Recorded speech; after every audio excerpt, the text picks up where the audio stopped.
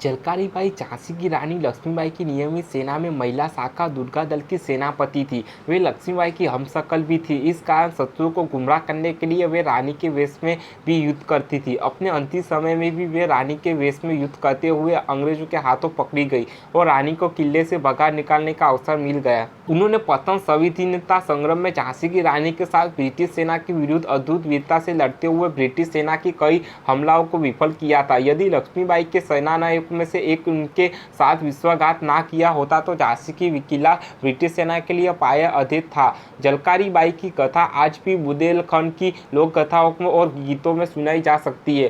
भारत सरकार ने 22 जुलाई 2001 के झलकारी बाई के सम्मान में एक डाक टिकट जारी किया है। उनकी प्रतिमा और एक स्मारक अजमेर राजस्थान में है। उत्तर प्रदेश सरकार द्वारा उनकी एक प्रतिमा आगरा में स्थापित की गई है। साथ ही उनके नाम से लखनऊ में एक धर्मार्थ चिकित्सालय भी शुरू किया गया है। झलकारी बाई का जन्म 22 नवंबर 1830 को झांसी के पास के भोजला गांव में एक निधान कोली परिवार में हुआ था। झलकारी बाई के पिता का नाम सदोवर सिंह और माता का नाम जमुना देवी था। जब झलकारी बाई बहुत छोटी थी तब उनकी मां की मृत्यु हो गई थी और इसके पिता ने उन्हें एक लड़के की तरह पाला था। उन्हें घुड़सवारी और हथियारों का प्रयोग करने में प्रशिक्षित किया गया था।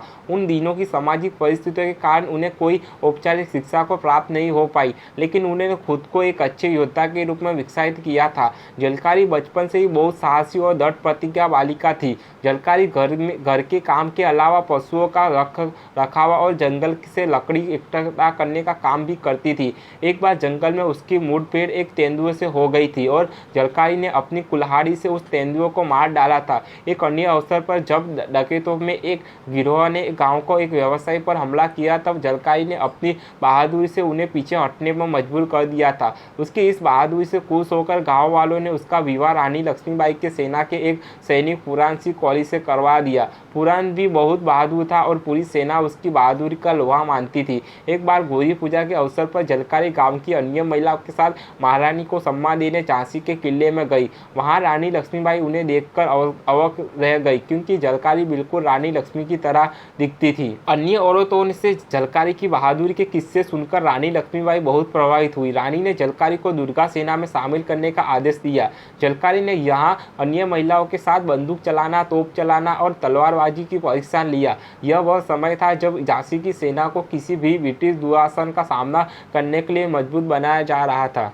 डालहौजी की राज्य हड़पने की नीति के चलते ब्रिटिश ने निसंतान लक्ष्मीबाई का उनका उत्तराधिकारी गोद लेने की अनुमति नहीं दी, क्योंकि वे ऐसा करके राज्य को अपने नियंत्रण में लाना चाहते थे। हालांकि ब्रिटिश की इस कार्रवाई के विरोध में रानी की सारी सेना, उसके सेनानायक और झांसी के लोग रानी के साथ लम्हाबंद हो गए और उन्होंने आत्मसमर्पण करने के बजाय ब्रिटिश के खिलाफ हथियार उठाने का संकल्प लिया। अप्रैल 1857 के दौरान लक्ष्मीबाई ने झांसी के किले के भीतर से अपनी सेना का नेतृत्व किया और ब्रिटिश ने उनके स्थानीय सहयोगी द्वारा किए गए हमलों को नाकाम कर दिया। रानी के सेनानायक में से एक दुल्लेहा राव ने उसे धोखा दिया और किले का इस सुरक्षित द्वारा ब्रिटिश सेना के लिए खोल दिया। जब किले का पतन निश्चित हो गया तो रानी के सेनापति और झलकारी बाई ने उन्हें कुछ सैनिकों के साथ किला छोड़कर भागने की सलाह दी। रानी अपने घोड़े पर बैठ अपने कुछ विश्वास सैनिकों के साथ झांसी से दूर निकल गई। झलकारी बाई का पति पुरान किले की रक्षा करते हुए शहीद हो गया, लेकिन झलकारी ने बजाय अपने पति की मृत्यु का शौक बनाने के ब्रिटिश को धोखा देने की एक योजना बनाई। झलकारी ने लक्ष्मीबाई की तरह कपड़े पहने और झांसी की सेना की कमान में अपने हाथ में ले ली, जिसके बाद वह किले के बाहर निकल ब्रिटिश जनरल हुक को रोज के शिविर में उससे मिलने पहुंची। ब्रिटिश शिविर में पहुंचने पर उसने चिल्लाकर कहा कि वह जनरल हुक को रोज से मिलना चाहती है। रोज और उसके सैनिक प्रसन्न थे कि न सिर्फ उन्होंने झांसी पर कब्जा कर लिया, बल्कि जीवित रानी भी उनके कब्जे में है। जनरल हुक रोज उसे रानी ही समझ रहे थे। झलकारी बाई से पूछा कि उसके साथ क्या किया जाना चाहिए, तो उसने दृढ़ता के साथ कहा, मुझे फांसी दो। जनरल हुक रोज झलकारी का साहस और उसकी नेतृत्व क्षमता से बहुत प्रभावित हुआ और झलकारी बाई को रिहा कर दिया गया। इसके विपरीत कुछ इतिहासकार मानते हैं कि झलकारी इस युद्ध के दौरान वीरगति को प्राप्त हुई। एक बुंदेलखंड किंवदंती है कि झलकारी के इस उत्तर में जनरल हुक रोज दंग रह गया और उसने कहा कि यदि भारत की एक 1% महिला भी उसके जैसी हो जाए तो ब्रिटिश को जल्दी ही भारत छोड़ना होगा। मुख्य धारा के इतिहासकारों द्वारा झलकारी बाई को योगदान के बहुत विस्तार नहीं दिया गया है, लेकिन आधुनिक लेखकों ने उन्हें गुमनामी से उभरा है।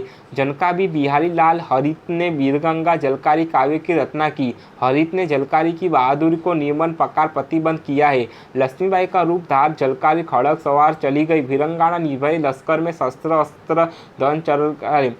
अरुणाचल प्रदेश में राज्यपाल श्रीमती श्री माता प्रसाद ने झलकारी बाई की जीवनी की रचना की है। इसके अलावा चौखेला लाल वर्मा ने उनके जीवन पर एक बृहद काव्य लिखा है। मोहनदास नेमिसरय ने उनकी जीवनी पुस्तक कर दिया है और भवानी शंकर विशरद ने उनके जीवन पर परिचय को लिपिबद्ध किया है।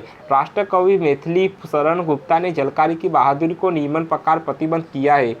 झाँक कर रण में ललकारी भी, वह तो झांसी की झलकारी थी। घोड़ों से लड़ना सीख गई है, इतिहास में झलक रही है, वह भारत की ही नहीं नारी थी।